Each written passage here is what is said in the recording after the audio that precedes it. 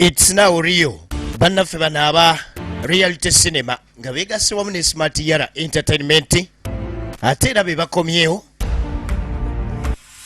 okubeera nga bakutuusaako esaddaaka ey'omusaayi paati 2. Nsigadde ndi mugave mu kibize ngenda kubanga nkutuusaako mugamba mutya mwena mwena abanyumira bina Uganda.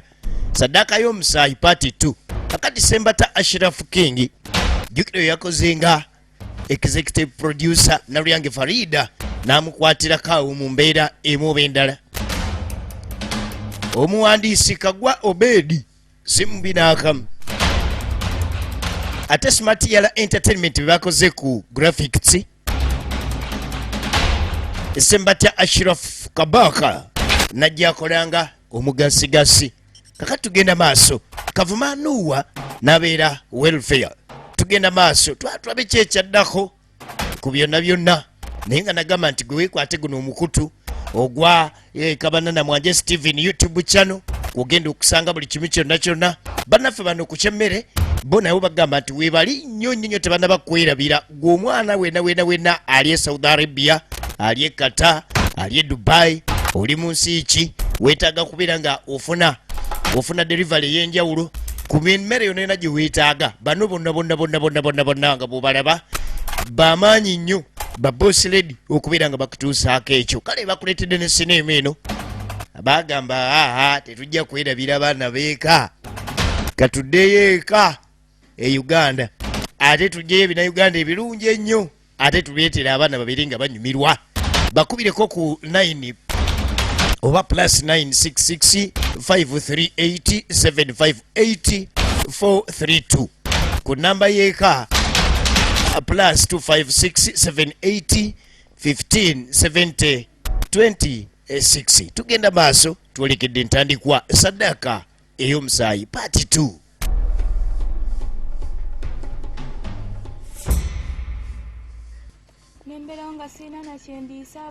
Kalina no ku mabbali gye tandikidde ku mukyala Musumba.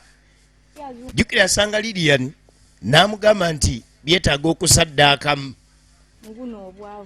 Kyava agamba naye nedda ate sika kubeera mukyala Musumba. Buno obwavu nabwo tebubeerekamu. Omanyi gundi teriiyo kintu kibeerekamu nga bwavu. Olinaga nti nze nagumiikiriza ekyo tekiriiyo.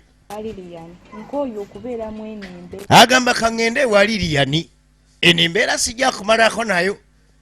Zino bayibuli ze tukwata enkyasi ze tugenda okulya. Bannaffe beevuga bagejja nze ninganga akogera mu buliri bakira nyingira buliri kubeera nga nyongera kendeera.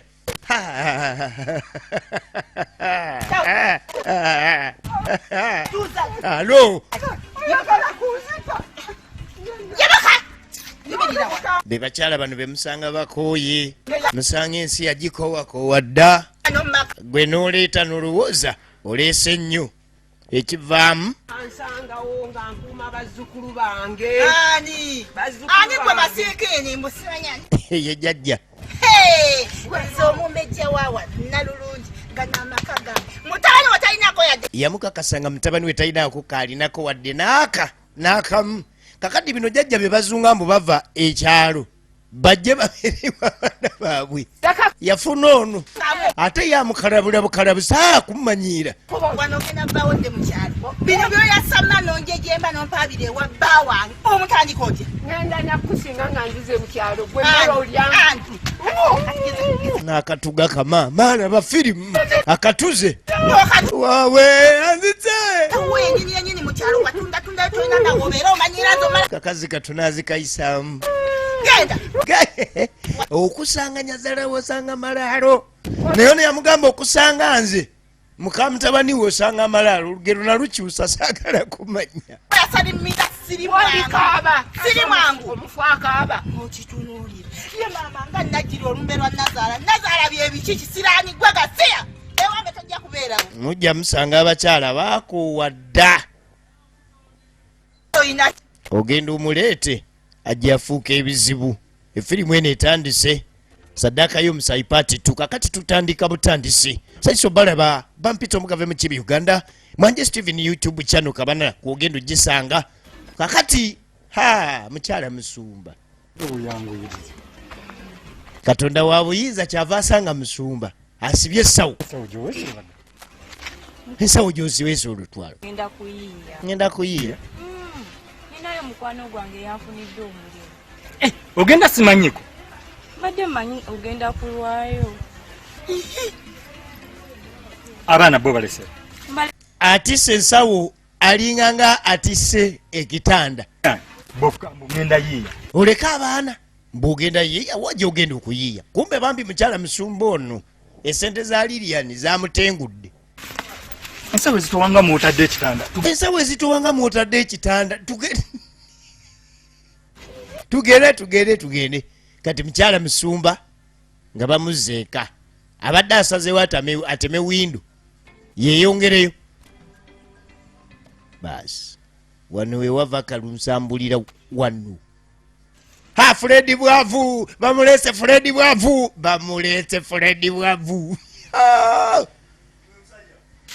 Bamulese. Kakati. Balese Freddy Bwavu awo n'obwavu.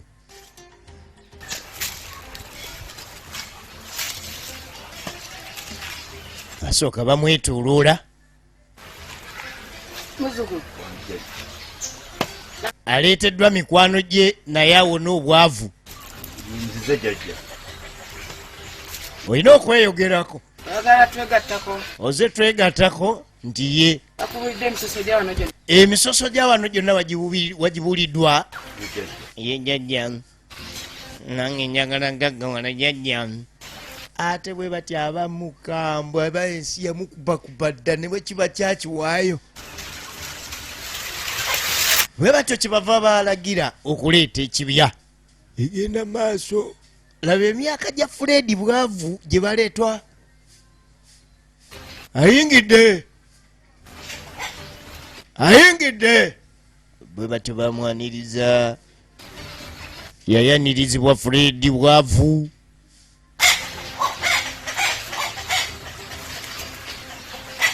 Obwavu bwamukubamu nadde ekifaananyi. Manyi obwavu bulina kamera yaabwo. Bukukuba ekifaananyi ne buteekako ne filita n'owooma. Egenda maaso. Nga bulijjo. Kakati kyekiddako ku Freddy Bwavu ono nga yakayingizibwa. Oyo ne bw'omutumatulera y'abantu agipambana. Kubanga awulira akooye.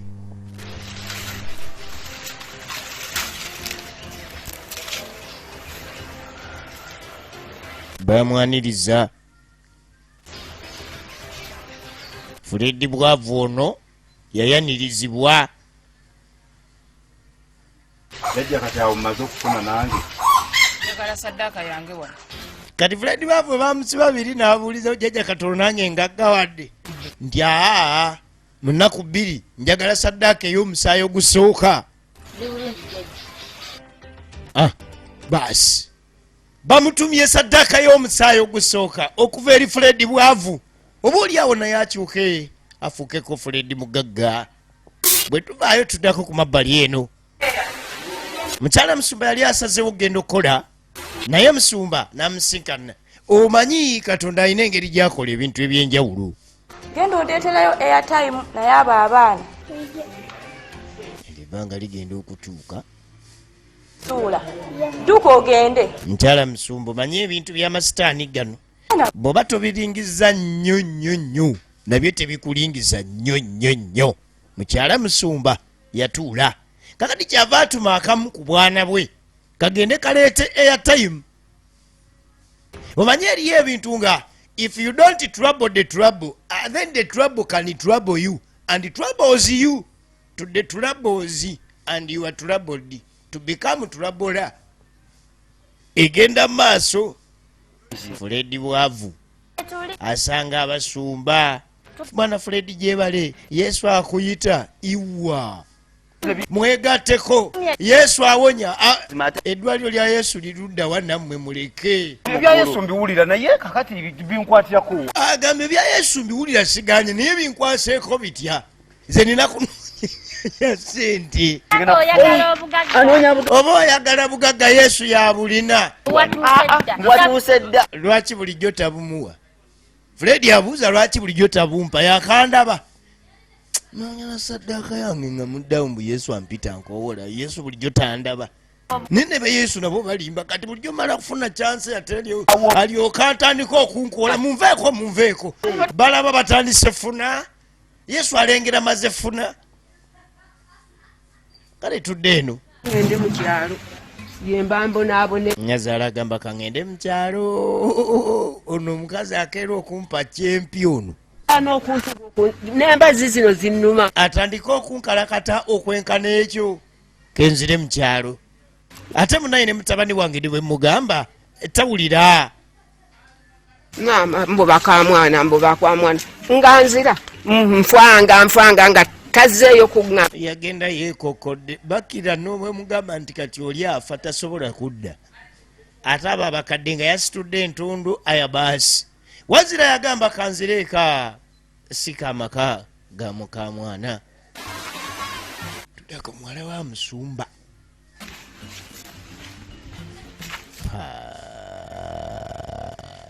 If the trouble can trouble you, you become troubled. Muwala wa Musumba Fred gwasanze. Fred anoonya omusaayi ogusooka. Laba Fred bwagwa ku muwala wa Musumba. Akutumye eki? Airtime. Leka tulabe wammeka. Bamutumye airtime. Laba Fred bwagwa ku mwana wa Musumba. Fred bwavu. Ali mu nteekateeka. Efuuka Fred mugagga. Ng'ayoola mwana w'abandi lengera firimu. Laba firimu ng'ayoola mwana w'abandi Fred bwavu. Egenda maaso.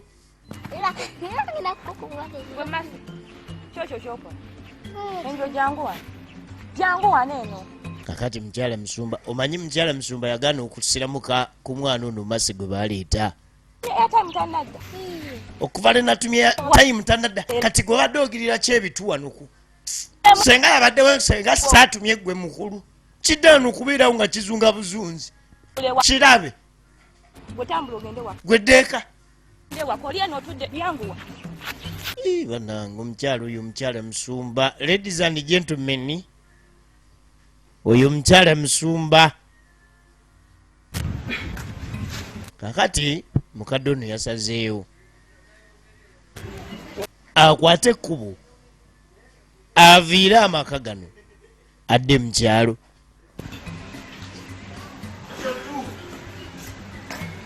Sika amaka ga mutabani. Gatonda amakasirani gwe kuwonye omanyamu akamwana wange mwana wo. Kati buno ne bugenda maaso n'okuŋŋera nga buŋŋaŋŋala. Mwana babuyisaamu mukabira jjajja. Babuyisaamu ez'abaguta.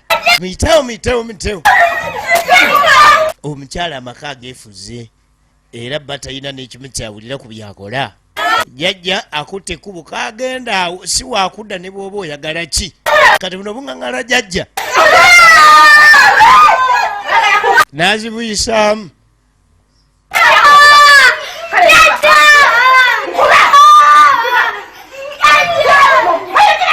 Omanyi Katonda takolangako nsobi. Gwe senga osanga omulalu mulimu abantu nga babaawo ensonga lwaki.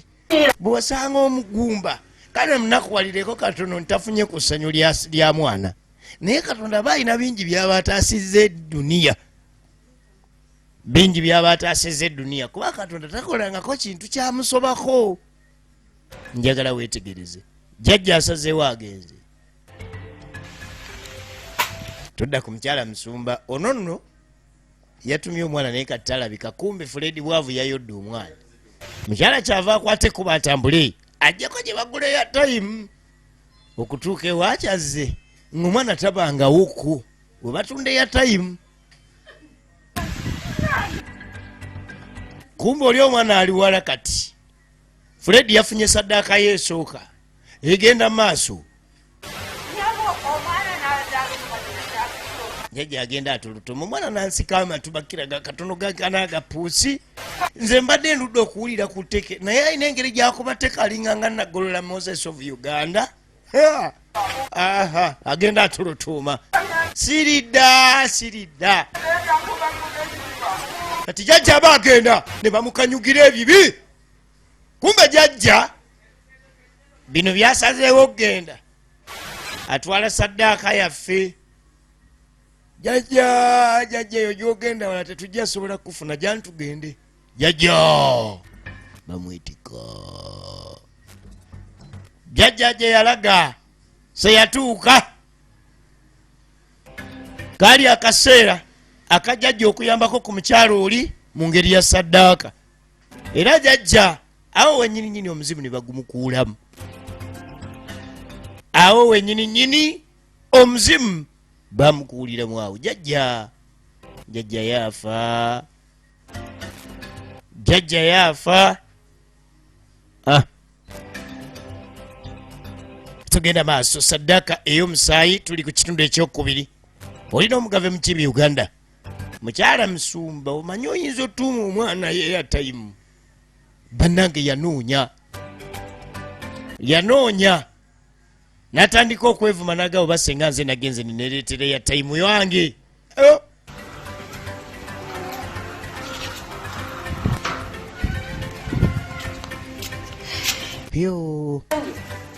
Omwana abuze.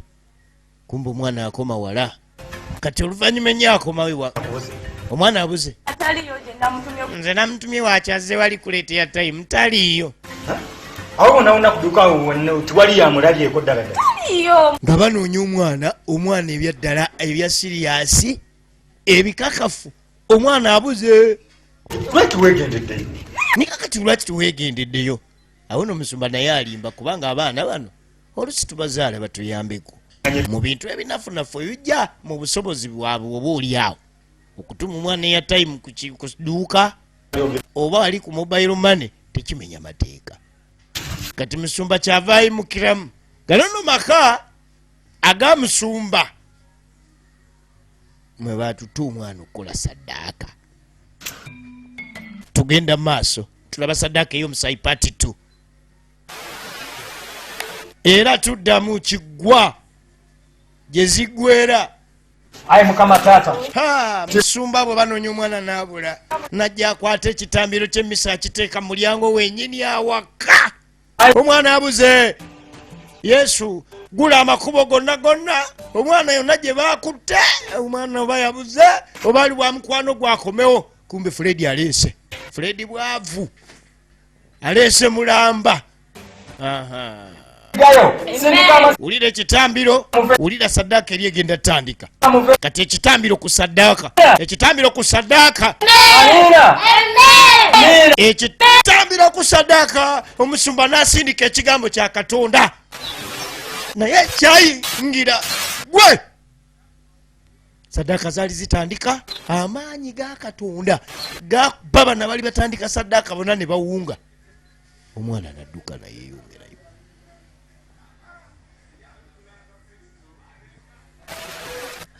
Ogenda okulengera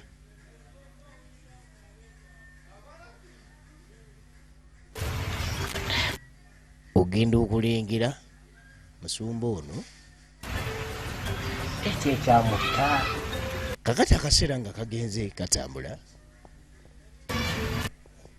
Jjajja basanga ku kkubo ng'agudde awo. Bwe basanga jjajja ng'agudde awo bagira ne baziika. Naye ng'omukulu ate era ssentebe w'oku kyalo kuno atandika obbigabanyaamu. Omanye eriyo kye bayita okutandika okwesala ku nsobi oba okwesala wawe obadde tolina kkoma. Bwali chairman wa kyalo yatandika okugabizaamu ku nsonga. Maama yafiira ku kkubo.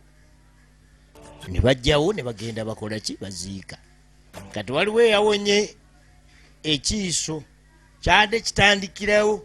Naye bakuba musumba abadde mugezi nnyo era ekitambiro ky'emmisa n'akitandikirawo. Okukkakana abadde bagenda okukola saddaaka tebamanyi kyatuusewo naye embeera yabasobyeko. Omwana namusanze omwana wammwe. Omwana wange mukulu neyanziza nnyo. Kati yadduka Kiwalazima yalondebwa. Bw'atyo bakkira Katonda bw'akola ebintu bye.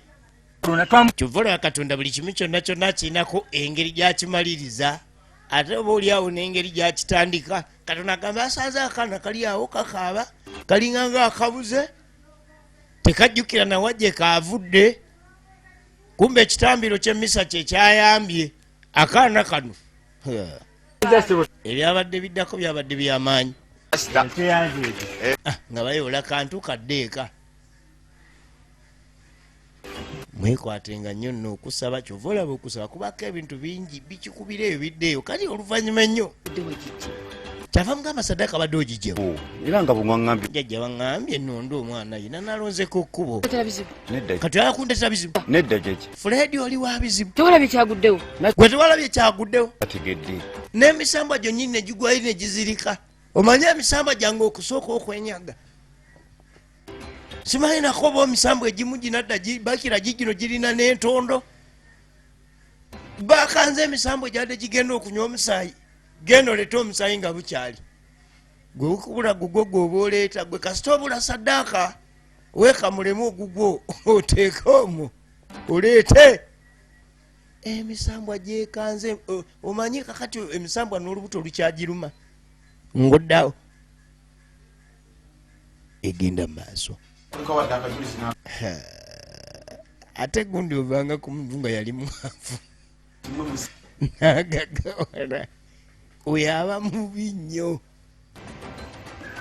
bw'atunulamu okwagala okudda mu bwavu kiringera omuntu akoze n'ava mu bwavu afuuka ali obulungiko buli walengera omuwaatwa gwonna okwagala okusala okumuzza emmanju mu bwavu gy'abadde wabaawo okusinziira.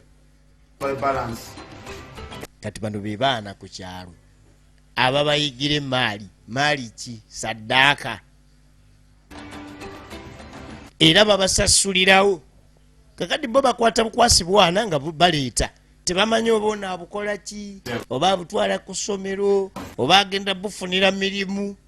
Kati gino emyaka tegisobola kubuuza oba bwana babutwala kasita abutemera mwana kasita agatemera nga gugeeyongerayo. Genda okulengera Fred bwavu bamutumye saddaaka bw'obadde mu kisenyi waŋŋambye bulungi ku makya tukeera yaleeta omukyalo ono naye wagiya ku nnimiro ndyeyo okoze mu kuzunga. bwe bagenze ku nnimiro emisambwa egyamuyitidde ne gimuyitwala. Kati omukyalo wedda amuyigga omanyi gyo egiba gikwagala gikuse na busenyi ogenda okudda engulu ng'oli mu kiggwa tewali okakibuza akakuzeekuze wali. Omukyalo obwedda anoonya Fred bwavu anoonyeddwa abuze. Mukulu nze sigenda kujja ano mbu kugaggawaza sajja kugaggawaza ssebo. Gwe mwavu gwatalina ssente gwatamanyi kulabirira mukazi tonfaako nze sajja ano kugaggawaza nakukolera bintu. Awo omanya waawo oyimiridde ku bufumbo na buwanvu ki gibubulako okubeera nga oba kale nga oba mwongera okwegatta mu maaso. Kakati Fred bwavu ayimiridde ku ki ono ye Lilian abantu bonna abalinawo balinawo sente ziyuuga naye nga ne Lilian agamba saddaaka zireetebwa naye ate ne sente ziyuuga.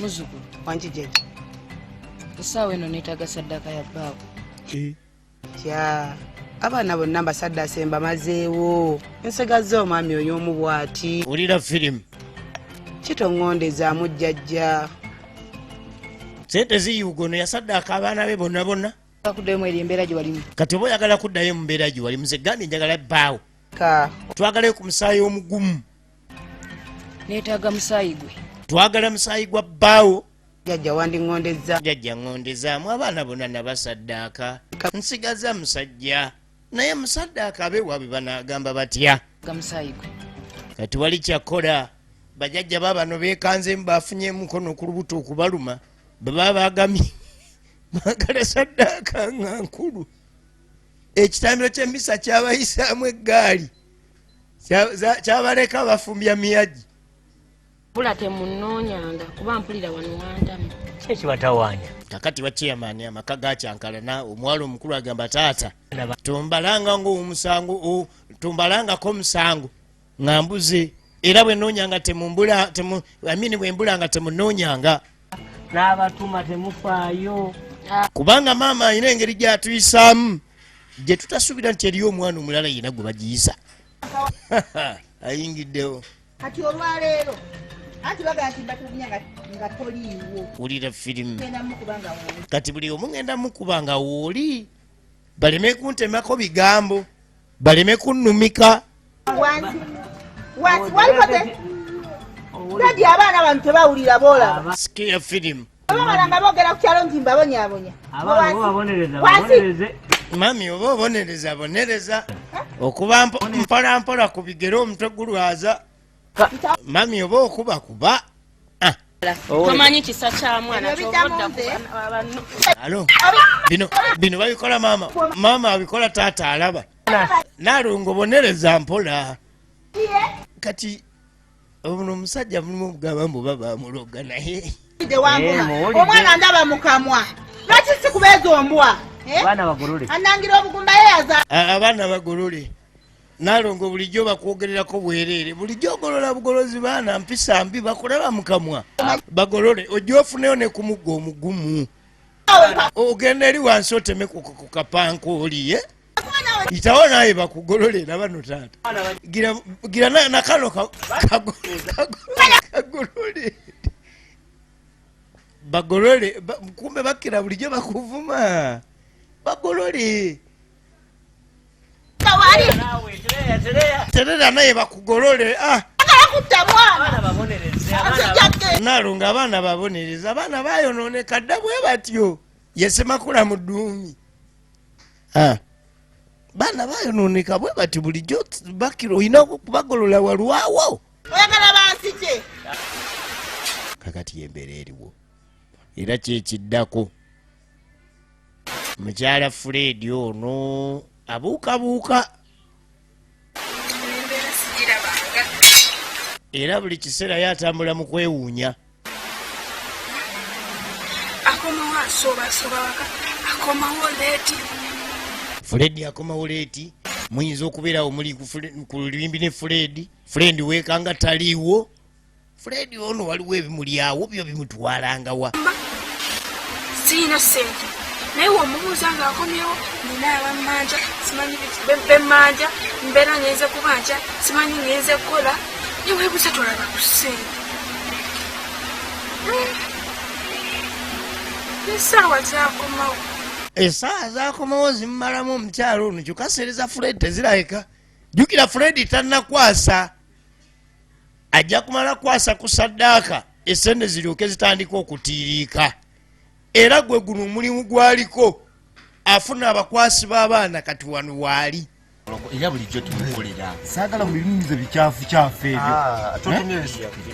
Fred asula teyeebasa anoonya saddaaka kubanga bamugamba saddaaka senga emubula bagenda natwala ye mwennyini ovanga ku gundi nga bagamba nti kati gundi wekibula batwala ggwe natuwa miliyoni 10 ojja tuwa miliyoni 10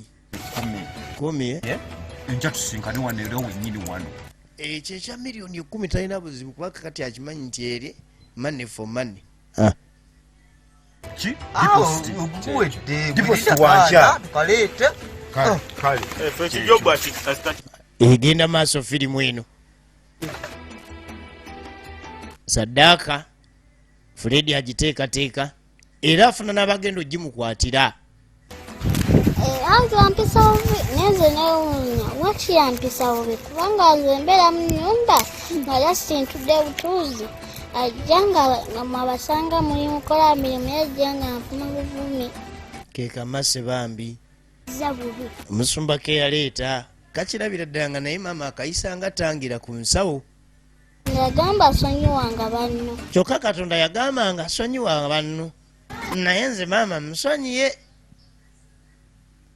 katambulira nnyo mu kyaki era ko kasooka kutegeera lunyiriri lusonyiwa mu bayibuli kagambako maama ne bw'aba akakola ki kamusonyiwa abantu be era nange nzijukira ekyo ekigambo ekigambo kye kafuna mu kyaki kakikwata nnyo ate gundi mutwalenga nnyo abaana mu kyaki mu masinzizo ag'enjawulo kwejja emyaka kaba kakwatira ddala tumutendenga Mpoganira. Osanze mu ane. zireeta omusumba mbe omukulu bamusanze mwane munwe osanze ndi mwane munwe Mbe yakola kyaki yo oba wakola kyaki oba obuulirawa. Ate n'ogenda mbantu ng'ogenda oyasama owoggana. kumbe ebaayo abasumba ng'agenda mu maka era ebaayo omusumba nti oyo musumba wa maka ago omusumba ajjako ewa chairman kumbe wano ewa chairman tewakyayanirizibwawo basumba abalala kiba ekyettendo okusinga ku ekyo Musumba saagala kunsabira ate leero osanze siri mu mudu eyomba. wulira firimu Sagala ogenda osabireko abalala. ate bwe ndeeta ekigambo kya Mukama okuyomba kuvaawo awo ng'oŋŋambye oli mulokole. Obeera awo ng'owulira toyagala kusabira naye musumba. mami musumba akuwogganira kino nakyo babakiruga oba bakiwa sekoteka musumba leka naye kubugganira mami ku makya kuno mami onaamusanga olw'eggulu otaagala mubugganira alina ebimusumba wa mami Tusabireko. oba kale atusabireko salungu nawe okkiriza bampogganire abatusabireko ekitambiro nga kitandika Alina emirembe nsalira amaka gano Amina.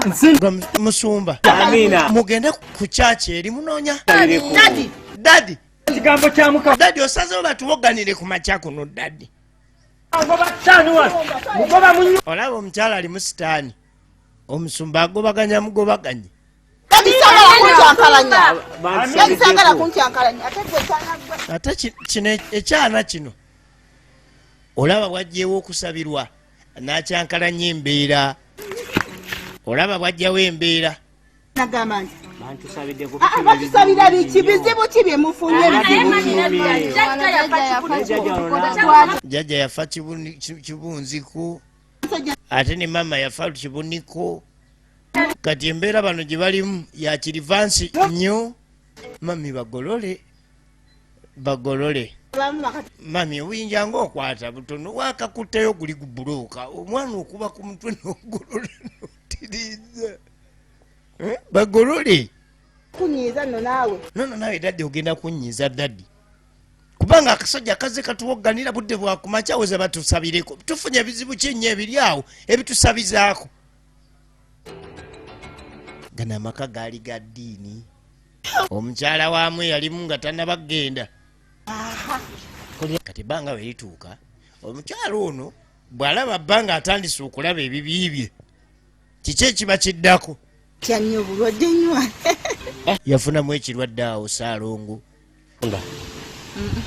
Sooka oganye okkakkale kubanga amazzi ge gasiba. ate kiba kibi nnyo okubeera nga olina obulwadde naye nga n'akujjanjaba yennyini essaawa yonna yonna akulabanga akabuzi ke ke yalunda awo Siga. Anti enviiri nazo zikadde. obeera mulwadde naye ng'akujjanjaba akulabanga eyalunda akabuzi ke essaawa yonna yonna we bagobera abaana okajjakola ku school fees we bagoberera abaana nga ŋŋenderawo mu bakinjaaji kakati omuntu oyo akulabirira naye ng'akulabiriza vumira Kyemanyi sente wazigeewo. tugenda maaso efirimu eno ekutuusibwako smart yala production awamu ne reality cinema its now real ogiraba osinzira ku youtube channel manyiddwa nga Mwanje Steven Kabana na youtube channel era nga osobola gisanga mu matindo g'ebina Uganda wonna mu ggwanga wonna oba nkubira ku 075 m 72 94 tusobola okugenda maaso n'okukola business 0751 76 74 12 ekutuusibwako bannaffe aba wali eri mu Damamu aba boss ready ku kigambo ky'emmere gye twaleeka awaka era nga bagamba nti beekwata olwaleero bakubireko olwaleero ku 9 plus 966 5387 584 32 kakati omukulu ono yatandika okuwulira obubi era kyava agenda maaso n'okwewunzikako wano awulira omutima gumuluma wabula nga n'amazzi ge bamuwadde gennyini gaali gamujjambula mu bwensi eno taata olwali okwewunzikako kyekyo kyeŋŋambye nti obeera n'omuntu naye ng'essaayo naye naakulabanga akabuzi ke akagenda omujja mu bizibu taata bwe bagira bamuwa amazzi amazzi gaali gamutwala zira kumwa. Taata naye bamusaddaasi. Taata asaddaakiddwa. Aliseewo ebyana biibyo byana 5 byonna biwala. Tugenda mu maaso. naye ensi eno tugiyiseemu tutya. Maama yatwalwa, taata atwaliddwa, jjajja afudde. Jjajja bwati bwe yatulekawo. Kyokka taata yafudde endaba n'amaaso gangaaga 2. Era kyo kibi kuba kati tufuuse enfunziza ddala. Katuboneebone. Olaba tubonaabona. Bunya ddadi waali kati olwo lwageze. Kati olaba mama bulijjo atubonereza ddadi waali ng'amugamba bagolole. Kati olwo ddadi kaataliiwo. Nga ntegedde ekyatta taata. Kyava gamba naye nze sijja kuwumula mpaka nga maze okutegeera ekyatta taata. Abakungubazi ne babankumu abajja bakabiri ku munnaabwe olw'enfembi. Ku bakungubazi abamu abajja olengera ku mabbali eri kwe koliba Fred Bwavu, okuliba Ronald Bulimuli, Baliriani ku mabbali. Kye kikosi ky'omukyalo wawaka. Bano bo balumina. Basaddaasi b'abantu.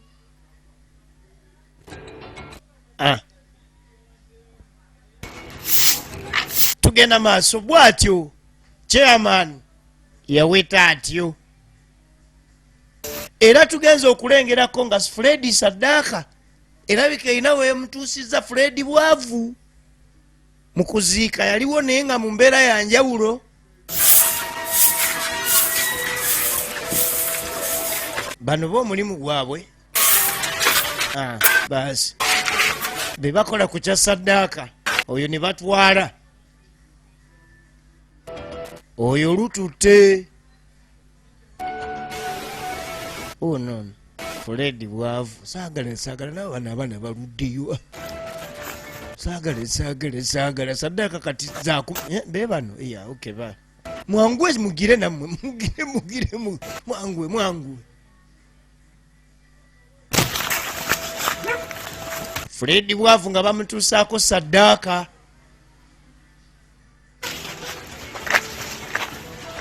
Bo bano olukutuusiza omuntu we tebamanya wajja oddako kutwala. Azironga azibo basasuddwa. Anti Jeni. Kakati Lilian ng'ayitako anti Jeni. Nange gyendi eyo naye omanye ekiriwo. Naye naye omanya anti Jeni. Omusajja yansabye omwami. Bansabye omwami. Basalongo bansabye omwami. Obolaba ebintu byo bikyasoba nnyo kati jjajja mukazi. Olinawo omusajja omulala gy'olaga. Kyokoleka olinayo omusajja gy'ogenda omulala.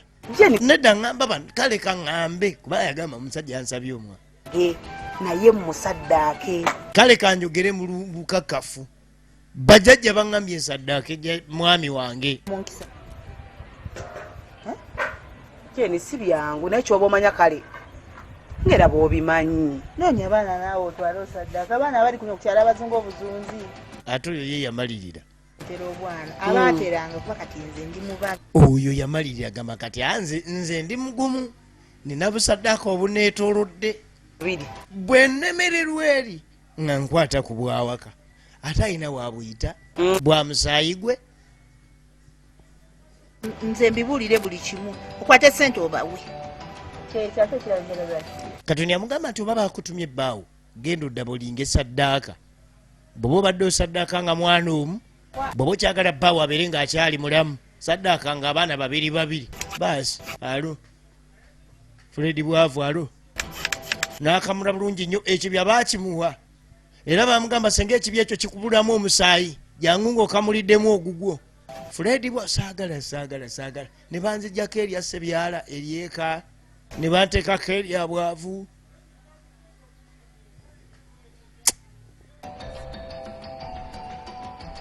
Fred Bwavu era n'aleeta emmaali. Jjajja Saddaaka gye wantuma yiino. Kansuubire nti nnungi.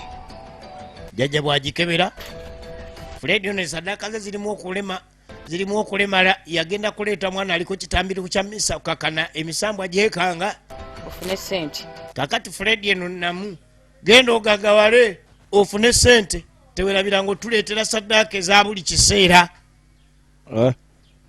Fred ayolekedde gagawala kati bulijjo bamuyita Fred bwavu munaamugwako kakati singa twakanyigamu wali gumu netugenda abakulu katono bawaddeyo akawala agamba singa twasoose kasobyako n'emirimu emirimu egiri jangu mu kyaki owereze mukama katonda mukama katonda bino tulya wa mukama ewa bano basumba bagenda batambuze enjiri mukama abaagala ewa waje musinkana enjiri tulina okuba mukyali bavubuka mulina amaanyi mujje tukozesa amaanyi ago nga tubuulira enjiri ani asasula katonda yasasula mumusisinkana wa cheke ya katonda efaanana etya mwana cheke ya katonda efaanana etya kumbe bano banoonya na saddaaka tunoonya saddaaka mwana zibuze gira muyole buno namwe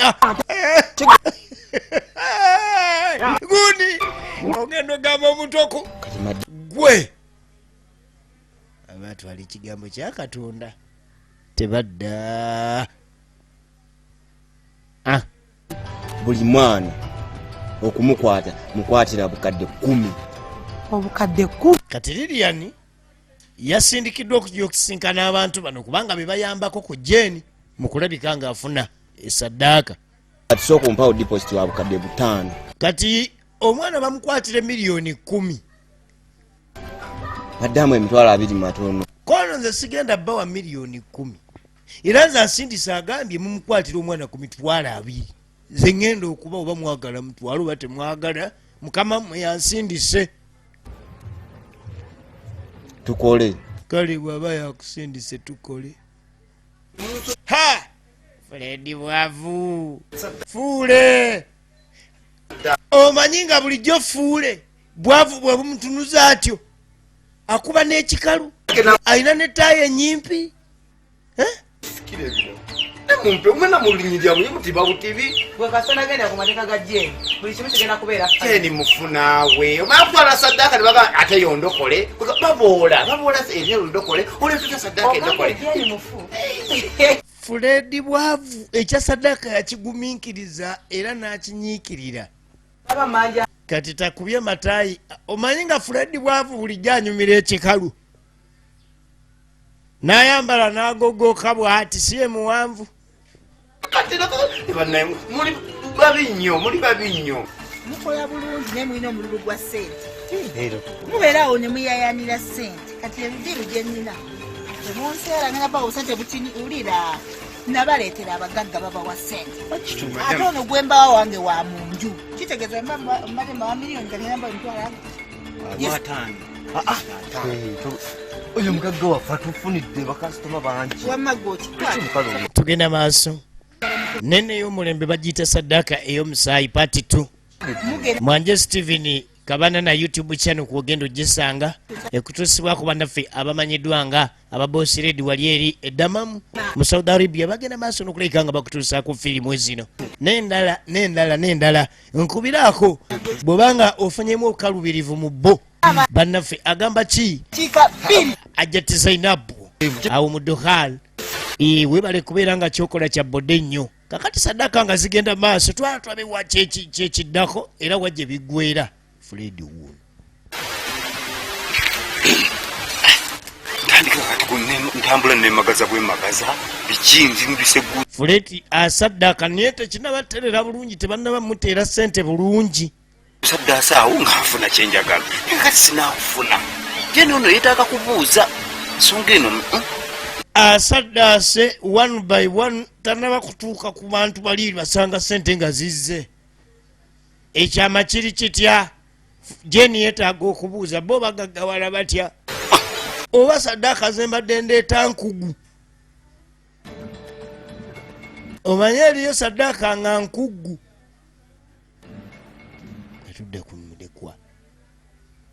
tudda ku mulekwa ali wano akutte kutama mama yagenda ekyo kyebayita mulekwa enfunzi mama yagenda tata yagenda embeera ekukubaako beekuzze neekuzza eri kati ng'otokyakaaba kaaba embeera okuzza eno n'eri waliwo abatumiddwa saddaaka nga yo yabatumiddwa yambagirawo era ogenda okulengera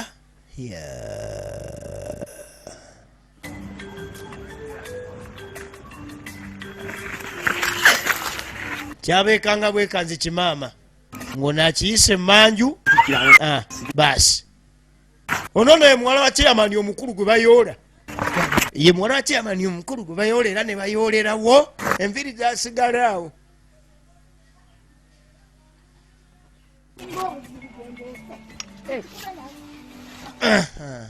mama wamuwaddeyo mwabadde asinga okuba omuzimu gwaleese jaji ekyo kisale ng'okifiiriza ddala nnyo bwe kiba kisobola kisale emirundi nga mutwalo kibadde kiringa nga kijja kyange bwe kindaba mu kamwa bwe kinvuma kiraba olwokuba kinene kiwanvu atandise okuwayo abaana babba atandise okusaddaakayo abaana babba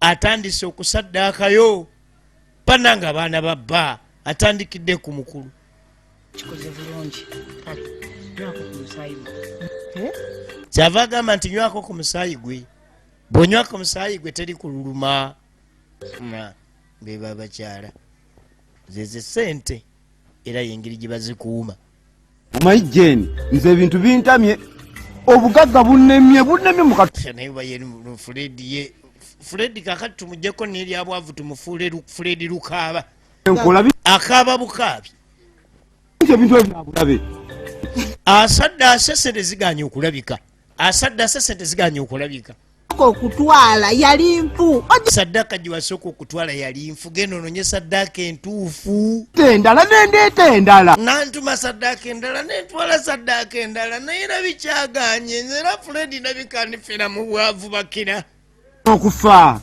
n'okufa bakugamba batya amateeka jjajja ge yakuwa gaali gatya gakusaddaaka kati okoze eki ati era kyenkola ogambye obivuddemu nedda njagala nze nasooka kuwaayo 6 wulira firimu bawange abaana bange nsasigaza mwana nasigazaawo wulira firimu gwe kati fuledi olabika wakayingira mu bintu bino wakasaddaako bwana tonaweza na bwana 5 oyagala gaggabalanga ffe kiringa muntu kutandika dduuka ng'olaba oyagala lyenkanirewo eryabanno banno bamaze emyaka 7 bali ku dduuka limu gwe watandise mwezi gumu oyagala bubenkana n'okubayisa obayise tekisoboka kamweno famire uyo mama waffe yafa tata waffe afudde kati eno famire etandise okufumbya emiyagi yabuze mu bali awo balinga nga obukoko obuli mu katimba omukyala yatandise okutolamu mpolampola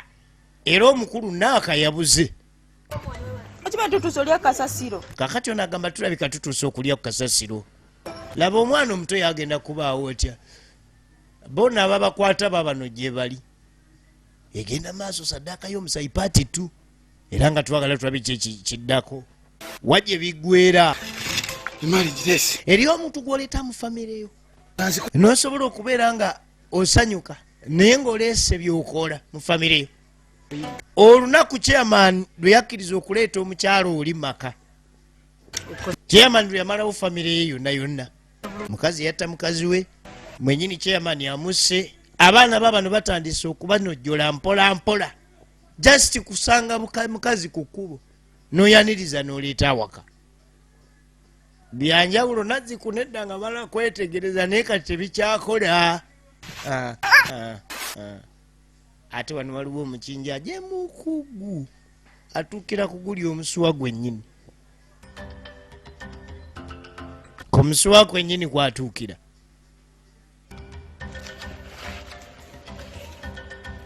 egenda maaso basaze baana b'abantu aya baasi bano mala okumusala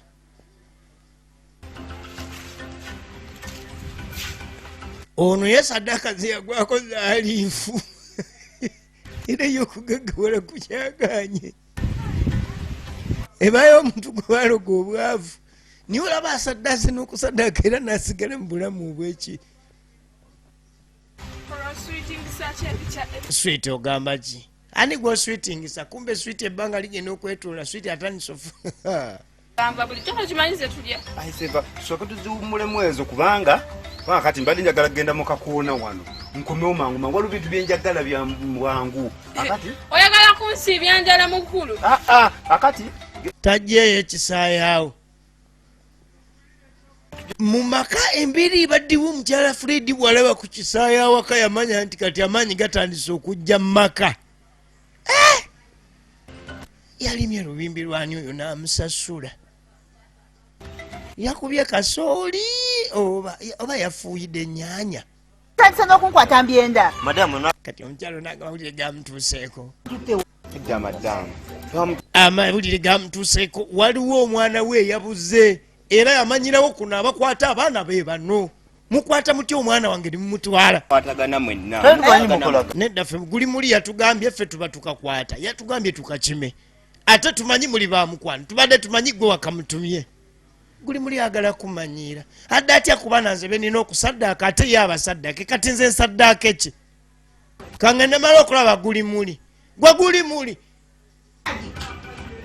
oguwanda oliwa saagala kumanyiira olira oluyombo oluli wano nkimanyi gy'oli nkuyita weesirisiza olw'okuba okimanyi kyewakoze kikyamu kale weesirise olira firimu yasaddaase omwana ono gwalina osaddaaka nuulira kyonna nga kyesiriwaza olaba nseka osirika olaba nze nseka wakoze kyaki ate gwalabikanga laddu mu maka gange gwalabikanga laddu mu maka sobolanga okukuba katinze oba jeni wakoze kyaki wakoze kyaki bano bamanyiganyi kuva buto bano okuva mu bunaku mu bugagga bawangalamu babiri otandise okuma naye kakati odde otya ku baana bange nogenda nosaddaaka omwana wange kati ze namujja wagwe nasaddaaka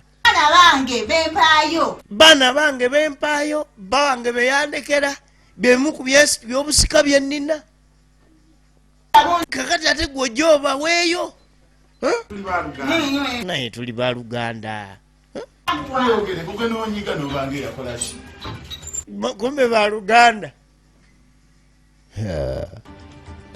kakati noono Liliyani ono bamusaba bba awaddeyo abaana n'abamalirizaawo kati bamusabye bba n'omusajja gwe mbadde nsigaza naye musaddaasi sigadde bwamu we alo embeera etabuse kati yayitayoko malaalo asaddaasa abaana abamazeewo kati abadde azeebuuze asaddaaka atya omwami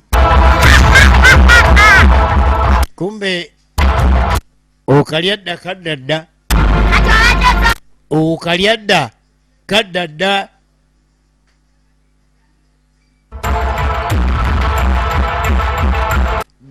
Liliyani bw'agenda okutandika okubanga eyewunaganyiza ku malaalo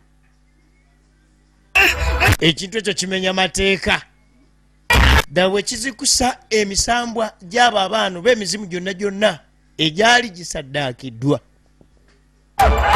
kiringa ng'omuntu bw'agamba nti bw'oba oyita mukubwa ntogamba nti senga aba naalikoze bwe nti bw'okyogero oba oleesa ensobi Liliyani bw'agenda ku malaalo gye baziisa ate abaana be basaddaase ng'alinga ng'agenda maaso n'oku oba kale okwewuniikiriza firimu yetandikiraawo eriyo ebintu nga olyo ye Katonda yamutonda kubeera mwavu asaddaase naye era ye mwavu ebintu bino bitandise okukyankalana Fred ye obwavu abulimiddemu enjala akebera wano okumanya maali enaatambula etya kumbe beyasaddaaka batandise okudda engulu omwana wa bba omukulu yeyasooka wano no etwatandikira firimu ekitundu ekisooka bw'oba ojjukira obulungi ennyo wetwatandikira ekitundu ekisooka eyaleeta obuzibu yali Liliyani eyaleeta obuzibu yali Liliyani kati buli eyasaddaaka yenna kibi nnyo okuba nga olina entandikwa y'obugagga bwo naye ng'ate bw'osanga entandikwa eyo toyagala girabako bali ku ssente za musaayi zibaako ekiseera esente z'omusaayi zibaako ekiseera buli wamu kati buli waddukira waliwo ate no ye yasaddaaka bangi oyo yasaddaaka bangi be yatuga obutuzi be yawaayo emisambo tegirya kati buli waddira wonna wonna teri mirembe. Lilian yabyonoona okuwumulako wano ate guno gwa omuzimu mukambwe nnyo kubanga yagukalakatangamu ne kumpi. Omuzimu gwa Nazaala mukambwe nnyo kuba yagukalakatako ne kumpi. Kati omulungi ennyo kiki maama oyagala kintudde wano bakira omalako emirembe n'olyoka otta abazzukulu bange bonna nange wansaddaaka omwana wange wamusaddaaka kati ffenna tuutuno jangu obeeko kyotukolera. Alo famire yagimalawo efamire yagimalawo.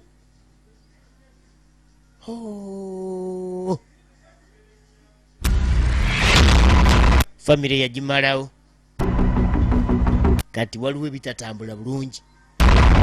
Oli yagenze ku malaalo nga yeewuunyikiriza ng'alinga ng'eyejjusa kumbe mu bya saddaaka tebejjusa byekireese obuzibu. Lilian okwejjusa aleetedde banne obuzibu emiwunyo buli saddaaka yonna yonna gye baateeka wansi eganye okulaalirayo.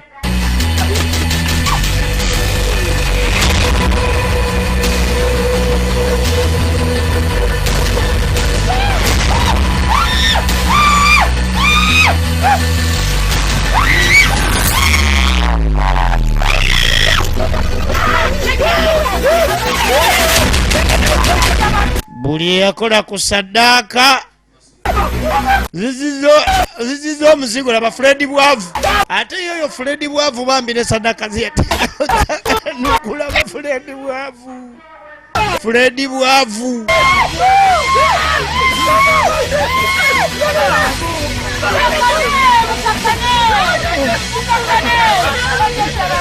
yajja akola mukakane naye ebintu nga gundi nga byekyanze buli eyasaddaaka n'akasabo ne bakookerayo n'akasabo nabo ne bakookera bibaamu obudde bwabyo naddala ng'ekintu tekibadde kya Katonda kibaamu obuyinike era nabo baamaliriza ssente nabo zibatutte ezira kumwa nabo baamaliriza ssente zibatutte ezira kumwa. Kale nayo bwete bwegenze tubadde tulengera sinema emanyiddwa nga saddaaka y'omusaayi ekitundu ekyokubiri mugavi Mukibe nga bulijjo ze badde nkutuusaako era nga Mwanje Stephen Kabana na YouTube channel kwogenda ogisanga.